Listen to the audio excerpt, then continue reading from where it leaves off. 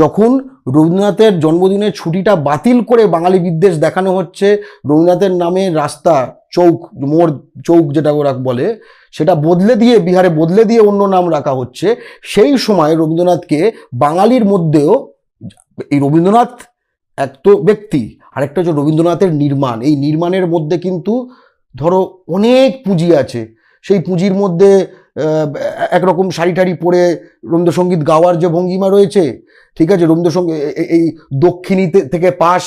বলে ম্যারেজ মার্কেটের যে সোশ্যাল ক্যাপিটালের জায়গা ছিল সেটা রয়েছে, থেকে শুরু করে আমি রবীন্দ্রসঙ্গীত পৃষ্ঠপোষক, যে কারণে মমতা বন্দ্যোপাধ্যায় এই ট্রাফিক সিগন্যালে যে, অর্থাৎ এর যে ক্যাপিটাল যেটা, অর্থাৎ রবীন্দ্রনাথ কিন্তু শুধু রবীন্দ্রনাথ না, তার সৃষ্টি নয়, তার পেছনে বাঙালির আত্মশ্লাঘা এবং একটা বিরাট নির্মাণ রয়েছে।